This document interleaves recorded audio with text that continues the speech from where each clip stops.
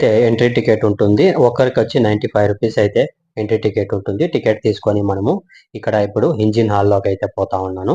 Engine హాల్‌లో పోయిన తక్షణమే మనకిక్కడ చూసేదానికైతే చాలా మంది ఇక్కడ ఆల్రెడీ మొత్తము నిండిపోయుండారు ఇక్కడైతే చూసేదానికి. ఇక్కడ ఎంట్రన్స్‌లో అయితే మనకి ఇక్కడ ఒక జిరాసిక్ పార్క్ అయితే మనకిక్కడ కనపడుతుంది. చూడొచ్చు.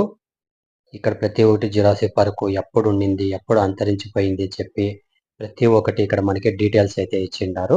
ఎవరైనా చదివేవాళ్ళేమన్నా ఉంటే ఇక్కడైతే మీరు మొత్తం దీని గురించి డీటెయిల్స్ అయితే మీరు తెలుసుకోవచ్చు. అంటే ఇక్కడున్న ఈ జురాసిక్ పార్క్‌కైతే ఎక్కడెక్కడ ఏ భాగాలు ఎలా ఉండింది, ఎలా స్ట్రెంత్ ఉండింది అని చెప్పి ప్రతి ఒక్కటి మనకి ఇక్కడ డీటెయిల్స్ పెట్టిండారు చూసుకోవచ్చు. ఇక్కడైతే ఒక పెద్ద రోబోనైతే ఇక్కడ నిర్మించి పెట్టిండారు. అంటే సర్ ఎం విశ్వేశ్వరయ్య అని చెప్పి అప్పట్లో వాళ్ళు నిర్మించిండేది. ఇది ఇప్పటికి కూడా దీన్ని ఇలాగే కాపాడుతూ వస్తున్నారు గవర్నమెంటోళ్ళైతే. ఇప్పుడు ఇది మెయింటైన్ చేస్తా ఉన్నారు. ఇది చూసేదానికైతే దగ్గర నుంచి కొంచెం రియల్‌గానే కనపడుతుంది. ఆ సౌండు ఇవన్నీను. కానీ నేనైతే మీకు సౌండ్ అనేది ఇయలేదు. అక్కడైతే మనము లైవ్‌లో చూస్తే మనకి ఈ సౌండ్స్ ఈ ప్రతి ఒక్కటి అది ఎలా సౌండ్ చేస్తుంది, ఎలా అరుస్తుంది అని చెప్పేసి అని మనం అక్కడ డైరెక్ట్‌గానే ఆ సౌండ్ అయితే వినుకోవచ్చు. చూసేదానికి చాలా రియల్‌గానే కనపడుతుంది దగ్గర నుంచి చూస్తే. పిల్లోళ్ళు కూడా చాలా మంది ఇక్కడ భయపడతా ఉండ్రి చూసేవాళ్ళంతాను. ఇది చూడొచ్చు. దీని నోరు ఎలా ఉంది, ఎంత పళ్ళు ఇంత దీనిగా ఉంది, షార్ప్‌గా అని చెప్పేసి అని ప్రతి ఒక్కటి మనము గమనించొచ్చు ఇక్కడైతే.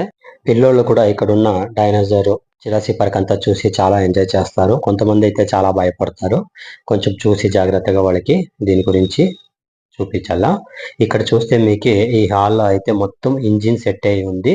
ఒకప్పుడు ఇక్కడ మనకి ఈ ఫ్లైట్ అనేది ఏమీ లేకుండా ఉండింది. అప్పట్లో వచ్చి సర్ ఎం విశ్వేశ్వరయ్య అనేవాళ్ళొచ్చి అప్పుడు వాళ్ళు దీన్ని నిర్మించిండేది. ఇక్కడ చూస్తే మీకి ఒక మినీ ఫ్లైట్ లాగా కనపడుతుంది కదా! ఒక పారాషూట్ లాగా.